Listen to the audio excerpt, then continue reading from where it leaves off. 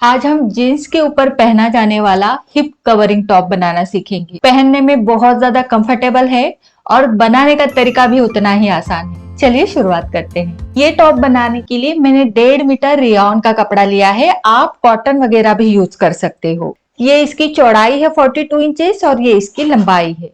तो सबसे पहले हम इसको चौड़ाई में फोल्ड करेंगे। कितना फोल्ड करना है? जो भी आपकी हिप की गोलाई है उसका चौथा भाग करके उसमें 1 इंच प्लस करें। तो मेरा आता है 10.5 इंच, तो मैंने 10.5 इंच पर मार्क करके इसको 10.5 इंच पर ही फोल्ड किया है। अब ये टॉप मैं पूरा हिप कवर बना रही हूँ, तो मेरी टोटल जो लेंथ है वो 28.5 इंच है। उसमें 2 इंच प्लस किया तो 30.5 इंच पर मैंने मार्क करके इसको कट कर दिया है। तो पहले हम बैक पैटर्न कटिंग करेंगे और ये जो बचा हुआ कपड़ा है यहाँ पर स्लीव्स और यहाँ पर हम फ्रंट पैटर्न कट करेंगे। यहाँ पर फ्रंट आएगा, ठीक। तो इसको मैं साइड में रख देती हूँ और पहले हम बैक पैटर्न कटिंग करेंगे। तो अब देखिए, पहले शोल्डर का नाप आता है। बॉडी के ऊपर आपका जो भी शोल्डर आता है उसका आधा करेंगे। जैसे कि मेरा बॉडी के ऊपर 14.5 इंच आया था, उसका आधा होता है 7.25 इंच। तो एकदम बराबर से 7.25 इंच पर मैंने मार्क किया है। तैयार शोल्डर पट्टी मेरी 2.5 इंच रहेगी, उसमें प्लस 0.25 इंच करेंगे मार्जिन का, तो 3.25 इंच पर मैंने मार्क किया है। आप थोड़े ज्यादा भी चौड़ाई रख सकते हो।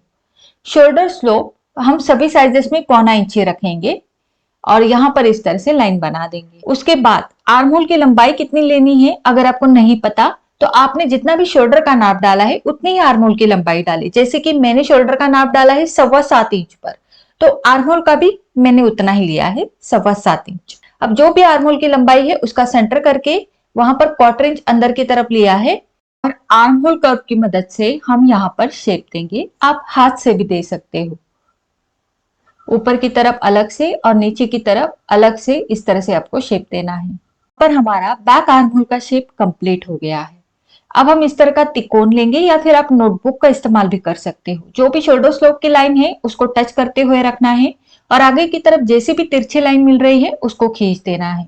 मतलब हमें यहाँ पर 90 डिग्री एंगल में लाइन बनानी है।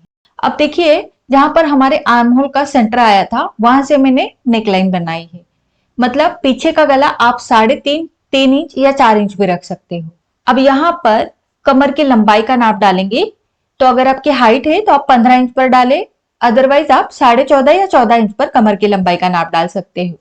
उसके बाद आती है स्लिट की लेंथ, तो जो कि 21 इंच सभी साइजेस में आप रख सकते हो। सबसे ऊपर चेस्ट का मेजरमेंट डालेंगे।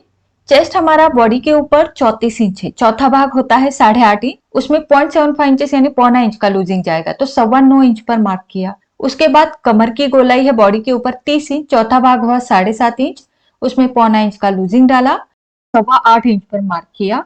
उसके बाद हिप की गोलाई बॉडी के ऊपर 38 इंच है, चौथा भाग हुआ 9.5 इंच, तो बराबर से 9.5 इंच पर ही मार्क करना है। अब ये सारे पॉइंट्स हम जोड़ देंगे और यहाँ वेस्ट में हल्की सी गोलाई देंगे। यहाँ पर कोना पॉइंट नहीं बनाना। बाद बाहर की तरफ 1-1 इंच का मार्जिन रखें। आप चाहो तो 1.5 इंच भी रख सकते हो, मैंने यहाँ पर 1-1 इंच ही रखा है। तो ये हमारी कटिंग लाइन होगी।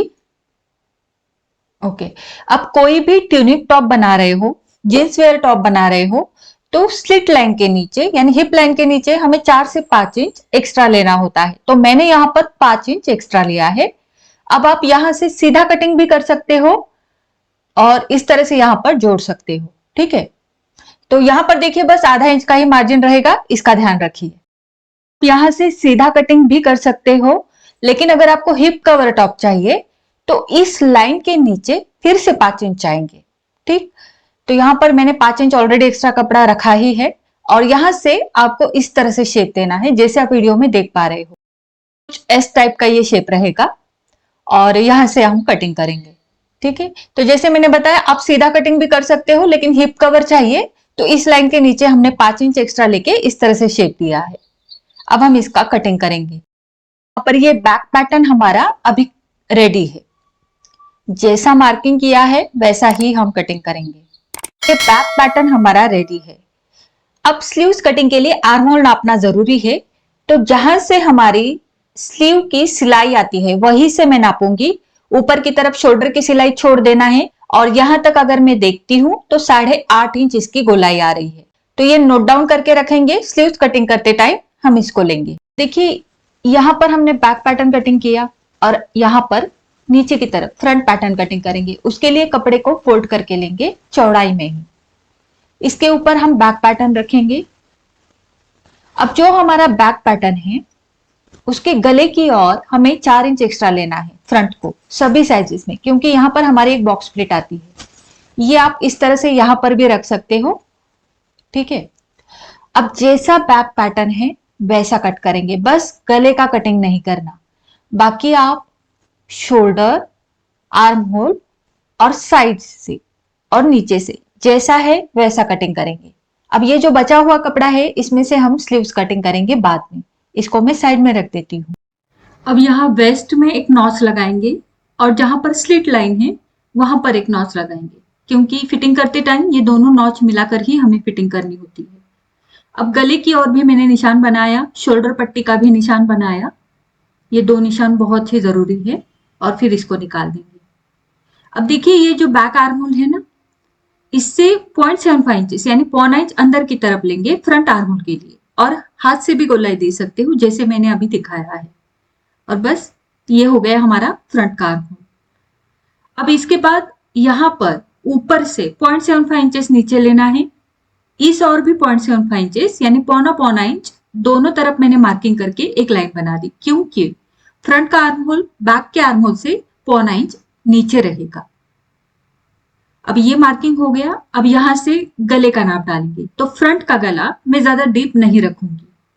यहां पर फ्रंट का जो गला है मैं 6 इंच रख रही हूं, जो कि नॉर्मली अगर मैं 7 इंच रखती हूं तो यहां पर मैंने 1 इंच कम ही रखा है। तो 6 इंच पर मार्क करके हम इस तरह से तिरछे में जोड़ देंगे। यहां पर हम वी नेक बनाएंगे, एकदम स्ट्रेट वी नहीं बनाएंगे, हल्की सी मैं गोलाई दूंगी जो कि दिखने में भी काफी सुंदर लगती है।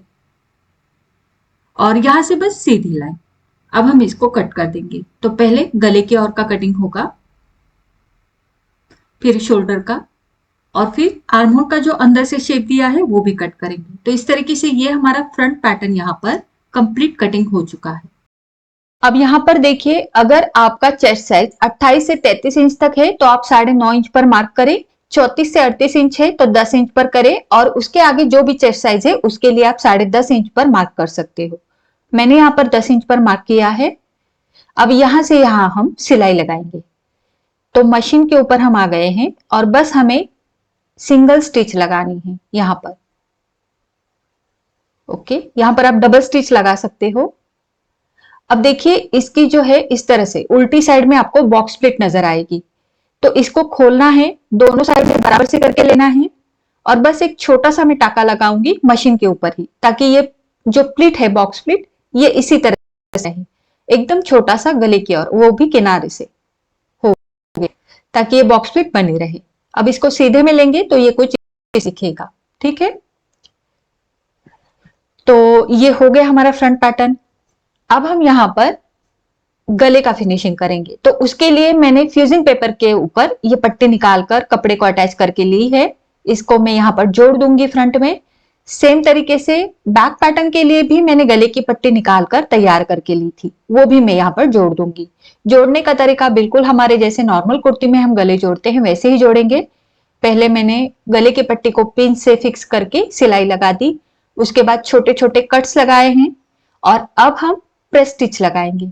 मतलब मार्जिन को पट्टी की ओर ही रखेंगे और एकदम किनारे से, पट्टी के ऊपर ही लेकिन किनारे से सिलाई लगाएंगे। ये सिलाई लगाते टाइम आप गले को सीधा करके सिलाई लगा सकते हो। तो इसे हम प्रेस स्टिच बोलेंगे, जिससे हमारी जो गले की पट्टी है वो फिनिशिंग के साथ अंदर की तरफ फोल्ड हो जाती है, हमें प्रेस करने की जरूरत नहीं पड़ेगी।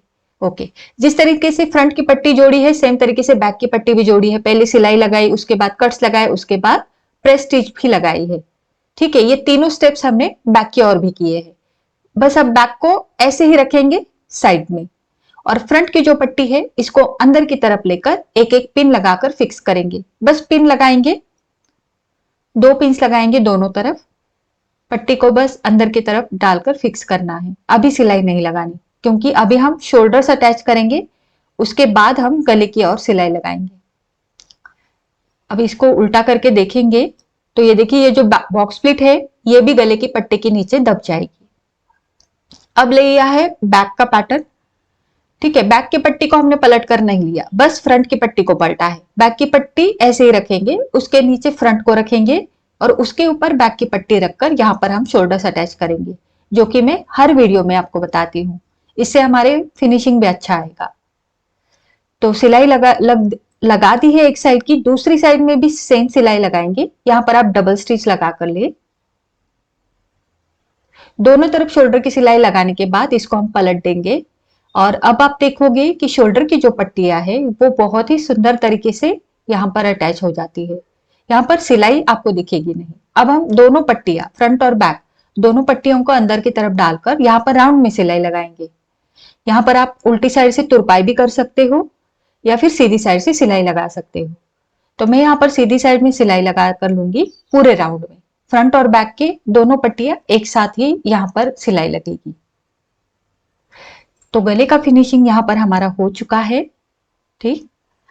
और अब यहाँ पर हमें स्लीव्स अटैच करने हैं। बचा हुआ कपड़ा था उसको 4 फोल्ड कर लिया है। लंबाई इसकी तैयार 14.5 इंच है प्लस 1 इंच मार्जिन, तो 15.5 इंच रखी है। कैप हाइट जो मार्किंग है वो आपका चेस्ट का 8वां भाग लेना है, जैसे कि मेरा 4.25 इंच आ रहा है। उसके बाद आर्म होल राउंड हमने नापा था जो आया था 8.5 इंच, तो 8.5 इंच को तिरछे में रखेंगे और जहां पर भी आ रहा है मार्किंग वहां पर कर देंगे। उसके बाहर 1-1 इंच का सिलाई मार्जिन रखा है। नीचे की तरफ बाजू की गोलाई 5.5 इंच डाली है, जो कि थोड़ी सी लूज रखी है और दोनों पॉइंट्स मैंने यहाँ पर जोड़ दिए हैं। अब ऊपर की तरफ फ्रंट और बैक दोनों का शेप देंगे। स्लीव्स कटिंग का अगर डिटेल में वीडियो देखना है तो उसके ऊपर सेपरेटली वीडियो बनाया है, लिंक आपको डिस्क्रिप्शन बॉक्स में मिल जाएगी, जहां पर मैंने सभी साइजेस की स्लीव्स कटिंग बताया है। तो यहां पर मैंने जैसा मार्किंग किया था वैसा कटिंग किया, एक सेंटर नॉच दे दिया, खोल दिया और जो फ्रंट का शेप है अंदर से वो भी कट कर दिया। स्लीव्स में बॉटम के और एक छोटा सा डिजाइन हम बनाएंगे, मतलब लेस लगाएंगे। तो उसके लिए देखिए इस तरह से मैंने पट्टी जोड़ दी है, उल्टी साइड से इसको सिलाई लगा दी है। अब सीधी साइड में पलटेंगे, उसके लिए पहले हम प्रेस स्टिच लगाएंगे। तो जो पट्टी है वो स्लीव्स की ओर मोड़ेंगे और एकदम किनारे से मार्जिन के ऊपर ही सिलाई लगाएंगे। अब इस पट्टी को हम पलटेंगे और बॉटम की तरफ भी एक सिलाई लगा कर लेंगे, क्योंकि लेस डालते टाइम ये पट्टी जो है वो वैसी की वैसी रहे। बॉटम में सिलाई लगाने के बाद ऊपर की तरफ मैं यहाँ पर समोसा लेस डाल रही हूँ। आप चाहो तो दूसरी कोई भी और लेस लगा सकते हो। आपको इस तरह से कोई डिजाइन नहीं बनाना है तो आप स्लीव्स को डबल फोल्ड करके, सिंपली डबल फोल्ड करके भी स्टिच कर सकते हो। तो ये स्लीव्स हमारे रेडी हैं, दोनों स्लीव्स मैंने सेम रेडी किए हैं। अब हम इसको अटैच करेंगे हमारे टॉप के ऊपर। तो अटैच करने का तरीका भी बिल्कुल नॉर्मल कुर्ती की तरह ही है। जो भी स्लीव का सेंटर नॉच है वो हमारे शोल्डर की सिलाई की ओर आना चाहिए और बस दोनों तरफ हम अटैच कर देंगे। तो स्लीव्स मैंने अटैच कर दिए हैं, अब हम इसकी फिटिंग करेंगे। फिटिंग के लिए फ्रंट और बैक दोनों को एक दूसरे के ऊपर एकदम बराबर से रखना है। बराबर से मेरा मतलब है कि यहाँ पर जो आर्महोल की सिलाई है वो आपको एकदम बराबर से मिलानी है, ठीक है। फ्रंट और बैक दोनों बराबर से मिलाएंगे और हमने 1 इंच का मार्जिन लिया था, तो 1 इंच का मार्जिन लेते हुए सिलाई लगाएंगे स्लिट लाइन तक और स्लिट लाइन के नीचे यहाँ पर बस आधा इंच का ही मार्जिन रहेगा, ठीक है। तो इसको तिरछे में लेके यहाँ पर मिला देंगे। इस तरीके से दूसरी साइड में भी सिलाई लगाएंगे। तो यहाँ पर मैं एक साइड की फिटिंग की सिलाई आपको लगाकर दिखाऊंगी। स्लीव्स से होते हुए हमने शुरू किया है, 1 इंच का मार्जिन पकड़ा है। ये 1 इंच का मार्जिन स्लिट लाइन तक जाएगा, मतलब हमने जो 21 इंच पर मार्क किया था वहां तक 1 इंच ही पकड़ना है और उसके नीचे तिरछा लेते हुए यहाँ पर आधा इंच तक मिला देंगे, मतलब नीचे की तरफ आधा इंच ही रहेगा मार्जिन, तिरछे में मिलाना है। सेम तरीके से मैं दूसरे ओर की फिटिंग की सिलाई भी लगाऊंगी, ठीक है। तो यहां पर भी मैं फिटिंग करके लूंगी। दोनों साइड में मैंने फिटिंग कर दी है। अब आप नीचे की तरफ देख सकते हो, यहां पर हमें बॉटम फोल्ड करना है। तो जो बॉटम हम फोल्ड करेंगे वो सिंपली क्वार्टर इंच 2 बार फोल्ड करेंगे। पहले मैं क्वार्टर इंच फोल्ड करूंगी या फिर आप आधा इंच भी कर सकते हो अगर आपने उतना मार्जिन छोड़ा है तो इस तरह से डबल फोल्ड करके पूरे राउंड में, पूरे गोलाई में मैं सिलाई लगाऊंगी। अब यहाँ पर हमारा थोड़ा शेप रहता है तो थोड़ा धीरे धीरे शेप के अकॉर्डिंग इसको फोल्ड करना है, जो कि हमारा जो शेप है वो वैसा की वैसा रहे। फोल्ड करने के बाद शेप चेंज नहीं होना चाहिए। तो थोड़ा धीरे धीरे करते करते हम इसको, मैंने पूरे राउंड में डबल स्टिच करके लिया है, डबल फोल्ड करके। तो आप देख सकते हो ये कुछ इस तरह से दिखेगा। इसको एक बार प्रेस करेंगे तो ये अच्छे से बैठ जाएगा। तो मैं इसको प्रेस करके आपको दिखाती हूँ। तो यहाँ पर देख सकते हो प्रेस करके मैंने ले लिया है। बहुत ही सुंदर इसका लुक आया है। इसका लुक और एनहांस करने के लिए मैंने यहाँ पर ये 2 छोटे छोटे शो बटन्स लगाए हैं। इस टॉप को बहुत ही अच्छे से कॉम्प्लीमेंट कर रहे थे और इसका लुक भी काफी सुंदर आया है। ये टॉप बहुत ज्यादा स्टाइलिश लग रहा था और कंफर्टेबल भी है।